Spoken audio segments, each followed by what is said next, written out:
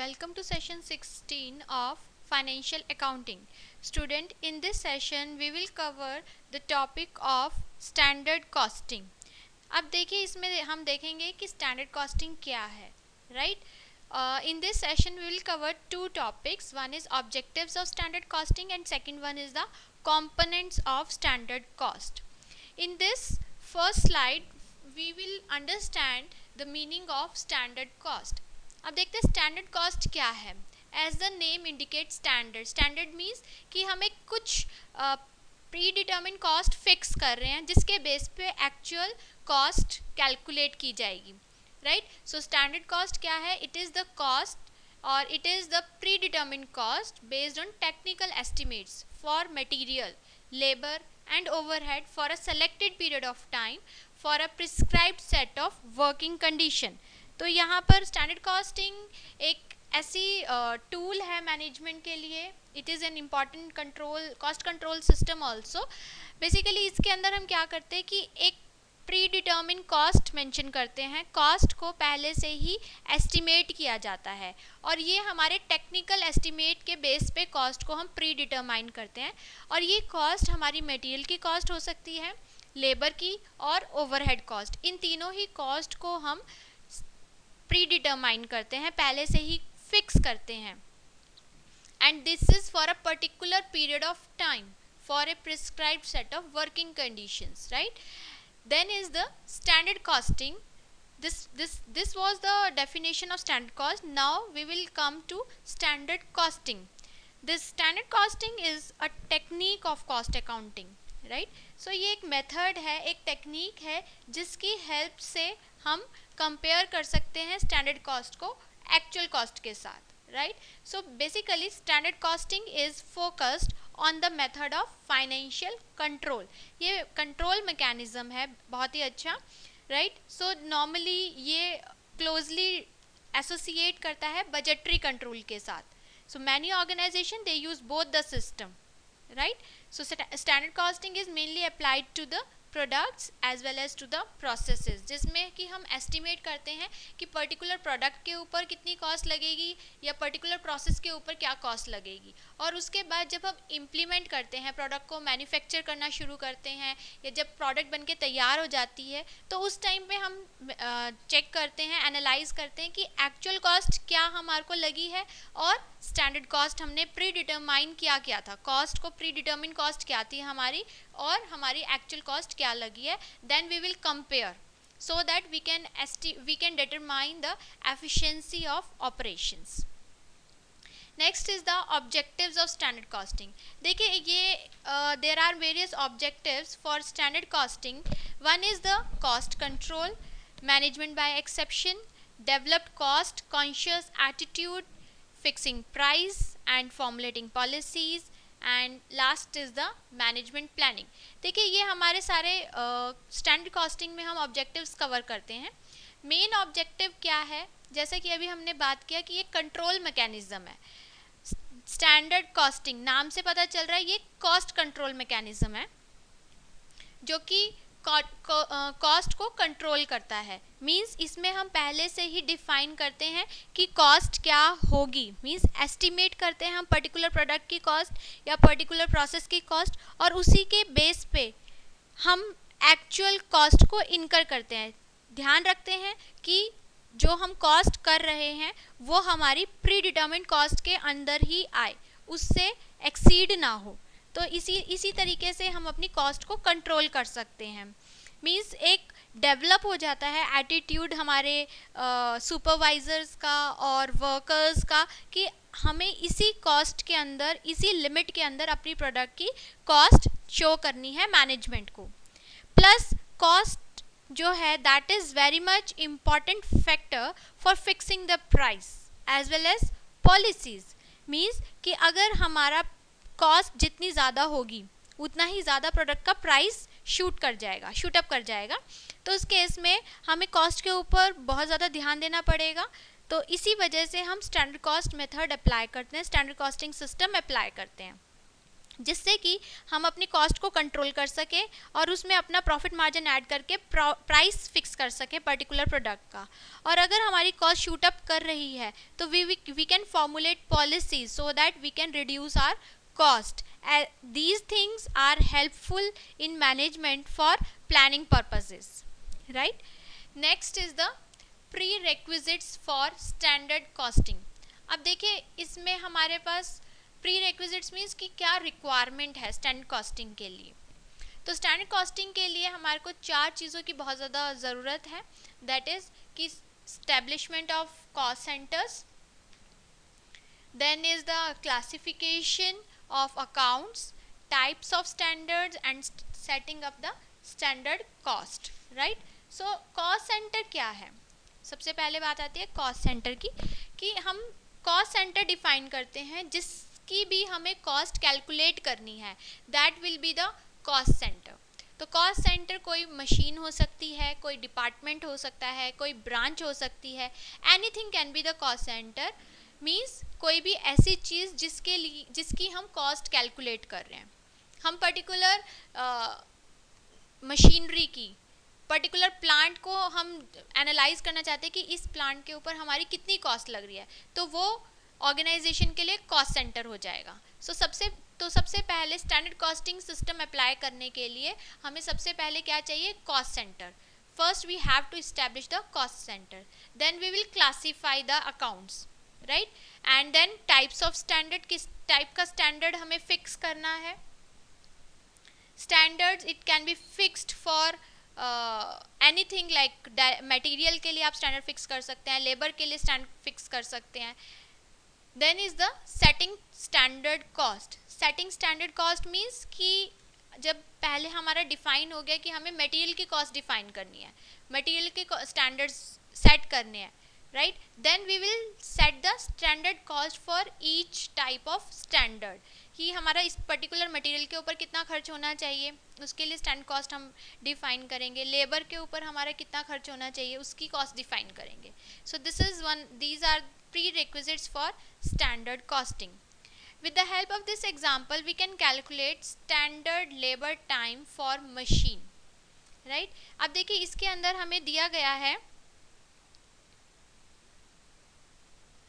Standard batch size 100 pieces का है। Means एक स्टैंडर्ड बैच है जिसमें प्रोडक्ट मैन्युफैक्चर होते हैं, तो उसमें 100 पीसेस एक बैच में प्रोड्यूस हो रही है। सेटअप टाइम 64 मिनट्स का रखा गया है, ऑपरेटिंग टाइम 64 मिनट्स का। Then fixing job on machine, machine के ऊपर जो जॉब फिक्स की गई है वो 2 मिनट्स की है। कटिंग टाइम 10 मिनट्स का है। उसके बाद this is time for machine, job time for machine is 3 minutes. Next is here we have to allow 10% on total operation time for inspection during process and allow further 5% on total time for fitting. अब देखिए total operating time कितना रहेगा यहाँ पर each piece का। This is 2 minutes for fixing the job on machine, cutting time 10 minutes और this is time for machine is 3 minutes। तो total time हो गया हमारे पास 15 minutes का।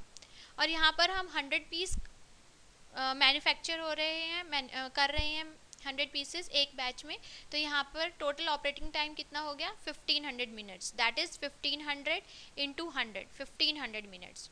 इसके बाद कहा गया है कि हमें 10% टाइम टोटल ऑपरेशन टाइम का 10% इंस्पेक्शन के लिए अलाउ करना है। तो इंस्पेक्शन के लिए टाइम कितना हो गया 10% on 1500 minutes, that is 150। Means 1500 into 150 minutes, तो ये 1500 इंटू 10% अगर हम करेंगे तो ये आ जाएगा हमारे पास 150 minutes. Next setup time is given 64 minutes. सब टोटल मिनट्स, अब इसके अंदर हम सभी मिनट्स को हम ऐड कर देंगे, राइट? इस चीज़ को हम सभी को ऐड कर देंगे, that is 1500 plus 150 plus this 64, तो ये आ जाएगा हमारे पास 1714। This is the total minutes. इसके बाद कहा गया है कि हमें फैटिग टाइम देना है 5% ऑन टोटल टाइम। तो टोटल टाइम है हमारे पास, टोटल मिनट्स है 1714 के, और इसके ऊपर हम कैलकुलेट करेंगे 5%, तो ये आ जाएगा नियर अबाउट 86 मिनट्स, राइट। और standard time for 100 pieces will be 1714 plus 86, तो ये हो गया हमारे पास 100 मिनट्स। टोटल स्टैंडर्ड टाइम जो हमने कैलकुलेट किया 100 पीसेस के लिए, वो हो गया हमारे पास 1800 मिनट्स का। और इसी तरीके से we can calculate the standard time for one piece calculate करने के लिए हमें क्या करना होगा, 1800 divided by 100, that is 18 minutes. Next is the components.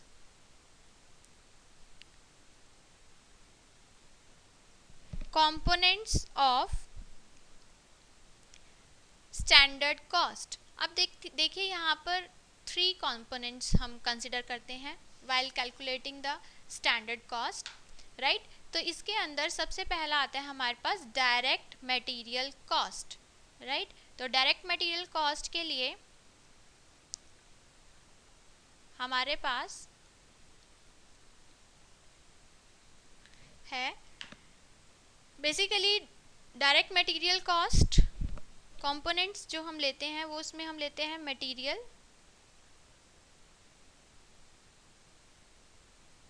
Labour and overhead.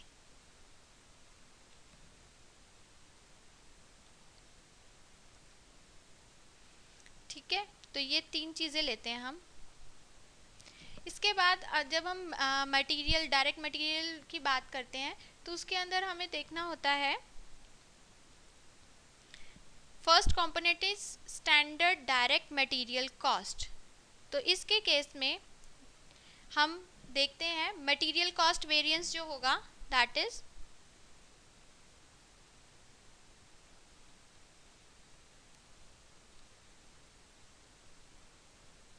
material cost variance will be standard cost minus actual cost, right। standard cost minus actual cost। तो standard cost हम calculate कर सकते हैं इस तरीके से, standard cost is equal to actual output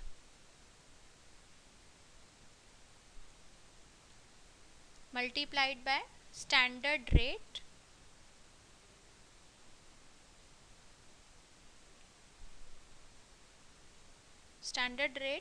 per unit of output। इसी तरीके से हम एक्चुअल कॉस्ट कैलकुलेट कर सकते हैं। Actual cost is actual quantity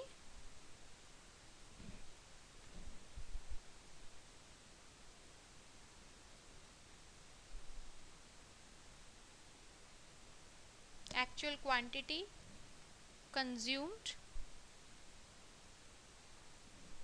into actual price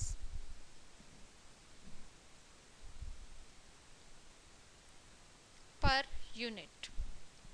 By this standard cost we can calculate, by this we can calculate actual cost, and the difference between the two is material cost variance, right। Next is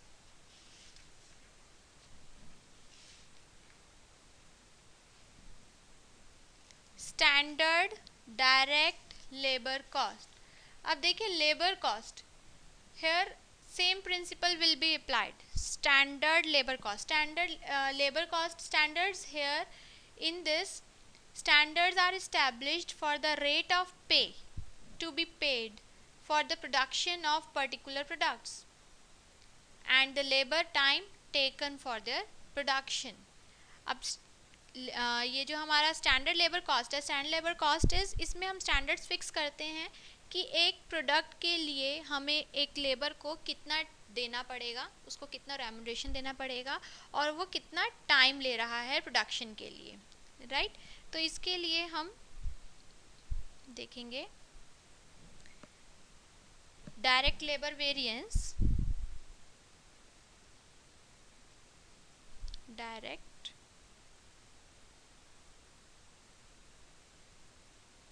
labor variance is equal to standard cost minus actual cost, right. अगर हम total labour cost की बात करें, total labour cost will be कि उन्होंने कितने घंटे काम किया, आवर्स वर्कड मल्टीप्लाई हम कर सकते हैं रेट पर आवर से। तो इस तरीके से हम कैलकुलेट कर सकते हैं डायरेक्ट लेबर वेरिएंस। अभी हमने वेरिएंस की बात की। वेरिएंस क्या है? Variance is the difference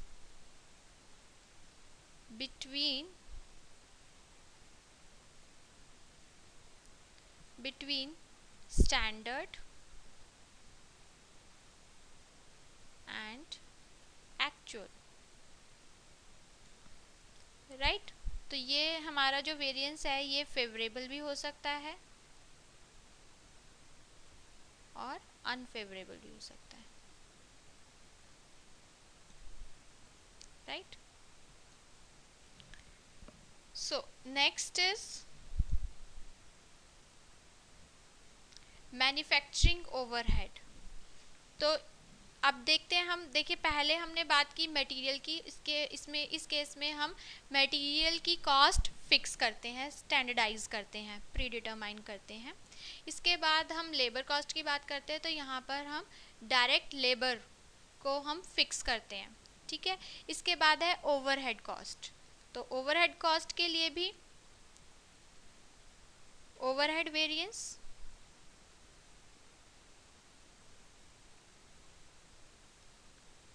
will be standard expenses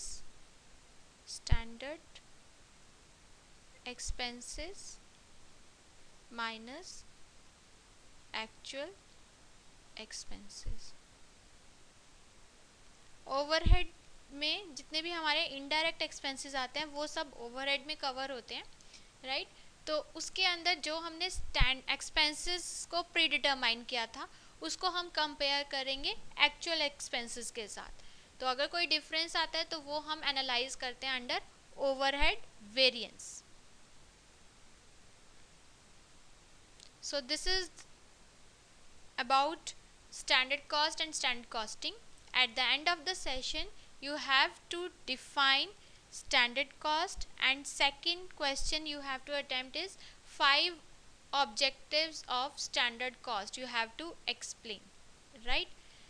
So this is the end of the session. Thank you very much.